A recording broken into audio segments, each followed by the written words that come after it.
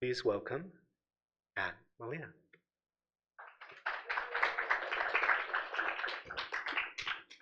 Can everybody hear me? Yeah. Ooh, there we go. Thank you so much for sticking along this really long day.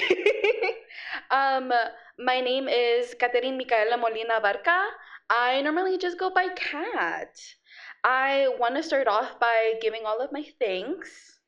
Quiero dar gracias a mi mamá, mi papá, mis hermanas Sarah, Gabriel, Nikki, mi mentor Jonathan, todas mis amigas y amigos en el programa y en la casa que me ayudaron a no perder la cabeza durante todo este proceso.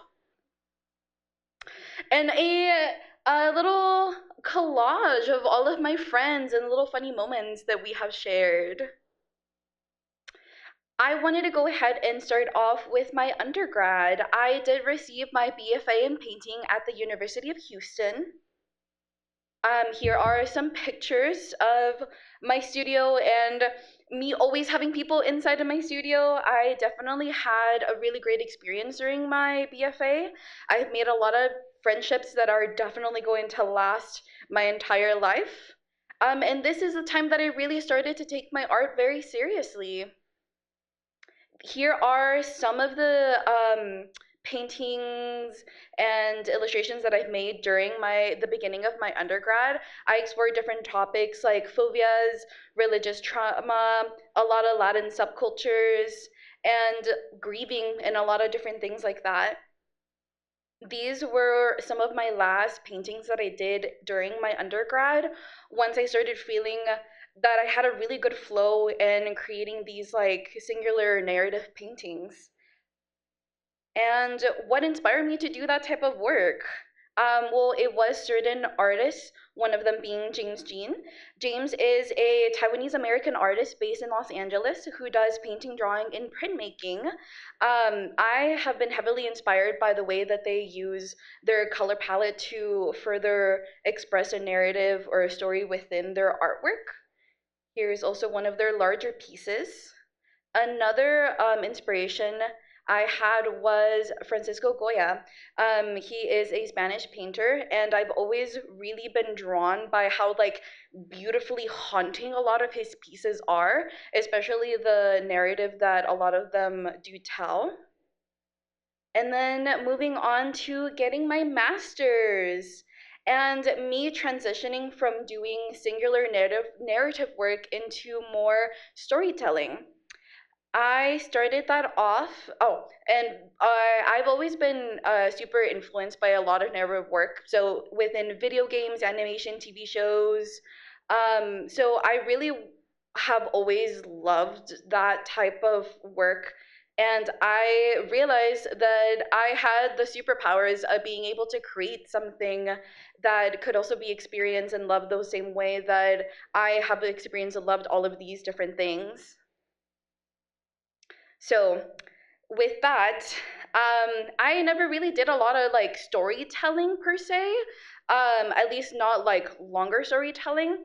So this is something that I had to consistently tell myself throughout the program, where I had to make it exist first and perfect it later.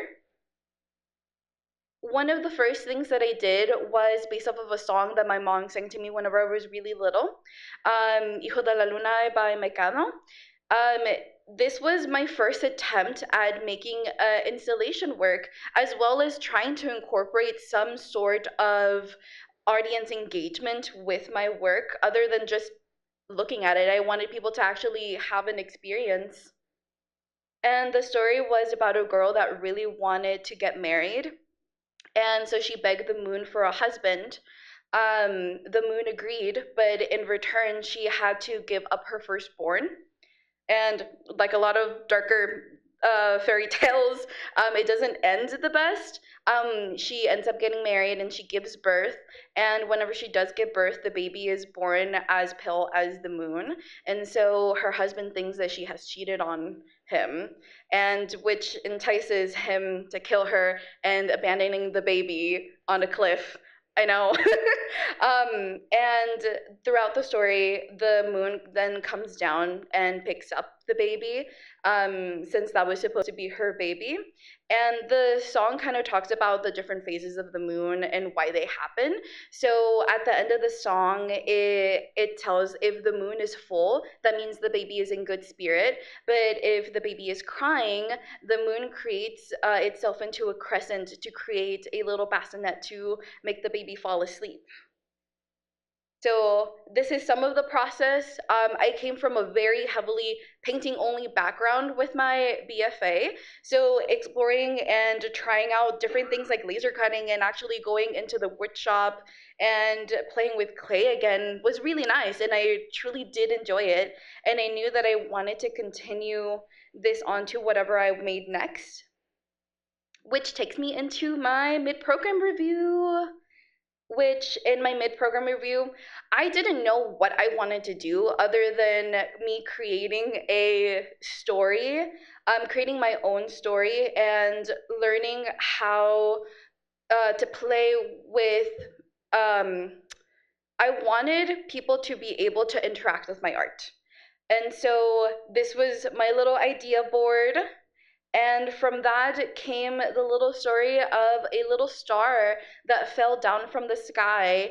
And she is trying to find her way back home. And the viewer actually helps them move through all of these different scenes, trying to find a way back into the sky. And so I started this process digitally, making mock ups. And then that translated into storyboard, and then actually making and creating laser cut files and being able to put all of those together. And then I also mocked up what I wanted the space to be, which involved a lot of painting, a lot of staying in the studio until like 3, 4 in the morning until we were all passed out on the floor. But at the end of it, it created a very wonderful installation, which I ended up getting a lot of feedback in. And I kind of knew where I wanted to go from here. I wanted to keep creating pieces where people can interact with it and move different items in the paintings and just kind of be able to be a part of this world, kind of like a video game. After this, I had some reflection time. There's been a lot of bad things happening within the past few years, globally, and especially a lot happening within just the past few months.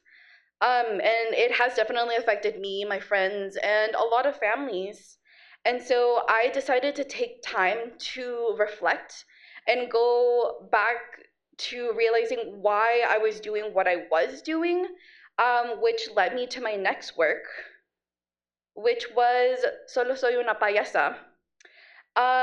This was definitely more of like a reflection piece where I had been kind of going through a lot of things where I decided to really step back into what I was doing in my undergrad and creating a narrative piece, but this time not creating a narrative piece about somebody else's story, but no, more so doing it for me, and only for me. I had to remind myself, no matter how hard things are getting, that at the end of the day, I am just a clown that is trying to spread stories and create experiences for people, and I just want to paint. Which kind of leads me to what I did after that piece, which was a little bit of a lot. I learned how to use a camera. I didn't know how to use a camera at all. I'm still not that good, but I'm kind of getting there. I tried to learn how to create a pop-up book. It was hard. I gave up just for right now. And I also started playing with like pastels and started being a little bit more looser with my work. But I decided to expand.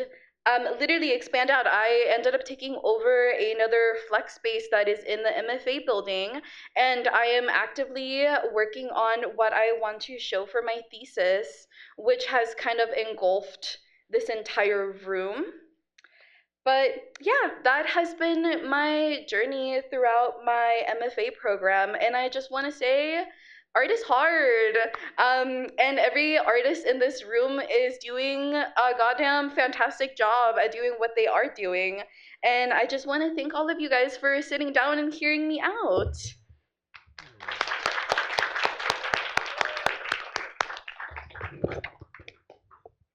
Thank you so much, Ken.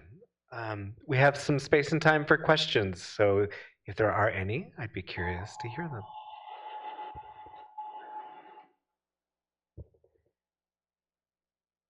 Great job. Thank you. I'm just trying to think of forming my question. Um, I'm just curious about what it was like for you to do that self-portrait and if you found it to be like a cathartic process and then something was like out of your system, or if there was anything that was compelling about that that you think you might want to revisit that kind of self-reflective work in the future, or like if and how you see that sort of practice being part of your work going forward. Mhm. I definitely do think that I took that piece as more of like therapeutic, kind of going through the motions of everything that has been happening and how it has been affecting a lot of people around me specifically. And kind of looking back at my roots and just what my parents did for me. And I definitely, all of my narrative paintings that I've done before, I've never really put myself into them. And this was the first time that I did that. And one and done for right now. I definitely have been trying to push myself a lot when it comes to the things that I've been doing. I hate self portraits. Oh my God. I hate taking pictures of myself, let alone painting my face for hours. So it was kind of like literally facing all of my feelings, both like in a painting and actually facing myself with all of the feelings that I was going through at the moment. I do think that I want to explore that type of work later, but when it feels right to me to do so. Thank you, Ken. Thanks for that question, Riv. Ron? So I just want to say I really enjoyed all the characters and the stories you create. I feel like I can never do that. And I want to know more reasons why your work is always so fantastic, fantasy and also narrative. I feel both from your work. Can you explain more? Besides, I know NASA is in Texas and you're from Texas. So I would like to know where are your ideas from? Thank you for the question.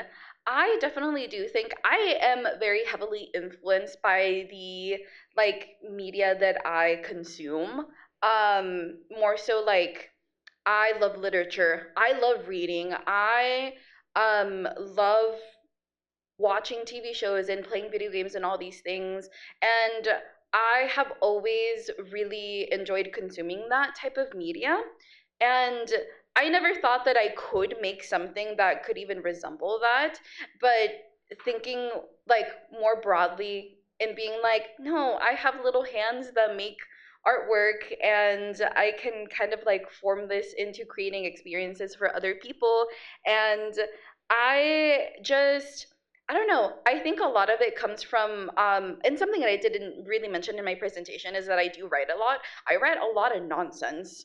I kind of like barf up all of my ideas into little books that do not make sense, but then going back and looking into it, I'm like, okay, I guess I understand why I was writing this, or this can go with this. And writing is actually how I came up with a lot of the ideas that I did for both my mid-program review and then kind of like reflecting back on the first installation piece that I did.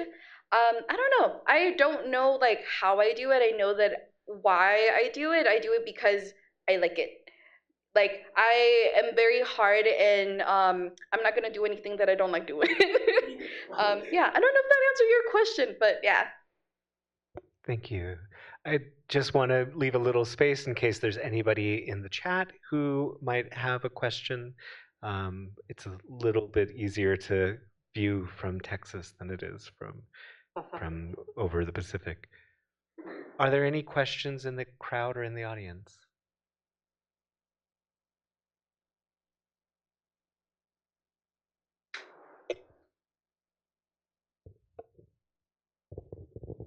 Hello.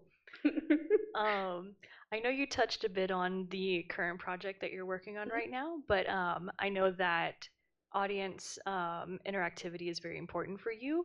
Have you thought more about what you want the end result to that to look like?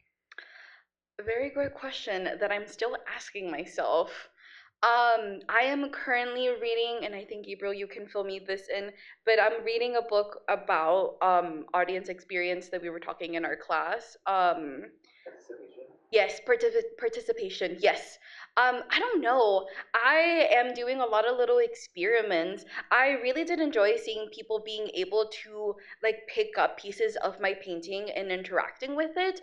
I don't really want my artwork to live in the confines of like four white walls, and where there is a clear barrier where you're not supposed to cross. I love people being able to like, if they want to just pick up my painting and kind of like look at it at all different angles, I welcome that. So I'm not super sure. I'm still kind of exploring what I want that to look like, at least for this next project. I've definitely gotten a lot of feedback and a lot of questions to think about, like why I'm making things interactive and how I can translate my ideas into that.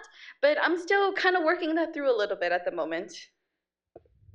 Thank you so much. Please give a round of applause for Kat Molina.